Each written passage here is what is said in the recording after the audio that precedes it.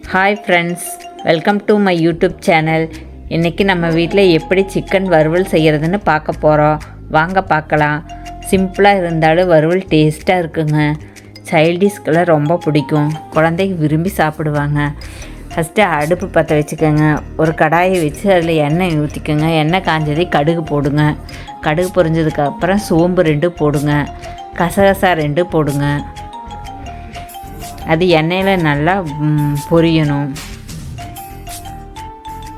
இது கசகசா சிம்மில் வச்சுக்கோங்க, ஏன்னா கருகிருலைனா. ஒரு பூண்டு 2 பல் இஞ்சி 2 தட்டி போடுங்க. எண்ணெய் நல்லா பொரியட்டும். 2 பச்சை மிளகாய் போட்டுக்கோங்க. வெங்காயம் கருவேப்பிலை போடுங்க.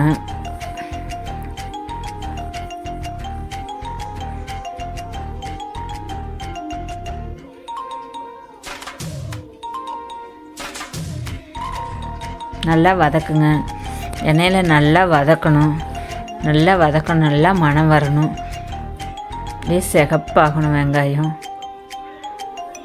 இந்த மாதிரி ஃபுட் ரெசிபீஸ் பார்க்க நம்ம சேனலை சப்ஸ்கிரைப் பண்ணிக்கோங்க.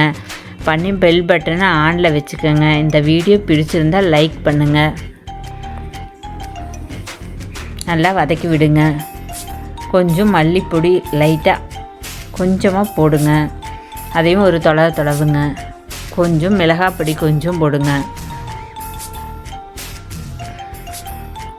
கொஞ்சமாங்க, அரை டீஸ்பூன் போட்டால் போதும்.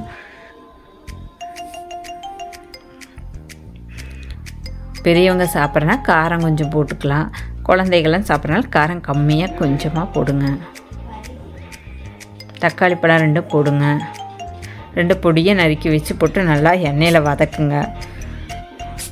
நல்லா தக்காளி பழம் வதக்கணுங்க. இப்போ தான் நல்லாயிருக்கும். அந்த தக்காளியில் இருக்கிற அந்த இதெல்லாம் வதக்கி தனியாக தக்காளி தோல் தனியாக வர அளவுக்கு வதக்குங்க.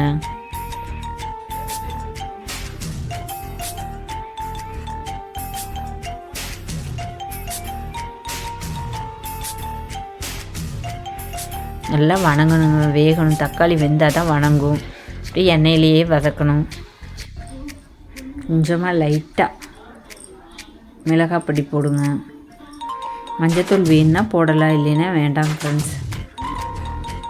நல்லா வதக்கினதுக்கப்புறமா சிக்கனை நம்ம தனியாக வேக வச்சுருக்கணுங்க. வேக வச்ச சிக்கன் கொஞ்சம் மஞ்சத்தூள் போட்டு அந்த சிக்கனை எடுத்து வணக்கி விட்ட இதில் போடணுங்க. இல்லை 1 கிலோ சிக்கன் வடைச்சட்டியில் போட்டு நல்லா தொலாவி விடணுங்க. உப்பு மஞ்சத்தூள் எல்லாம் போட்டு ஒரு 3 சவுண்ட் விட்டு நீங்கள் குக்கரில் வேக வச்சுக்கோங்க. சிக்கனை ஒரு 10 நிமிஷம் நல்லா வேகணுங்க. நல்லா தொலைவி விடணும். நம்ம வேக வச்சாலுமே அது இதில் இருக்கிற எசல்ஸ் எல்லாம் அதில் மிக்ஸ் ஆகணுங்க. இந்த மசாலா வாசனையெல்லாம் அதுக்குள்ளே வரணும். அதுக்காக வேண்டி தனியாக நம்ம மறுபடியும் வேக வைக்கணுங்க.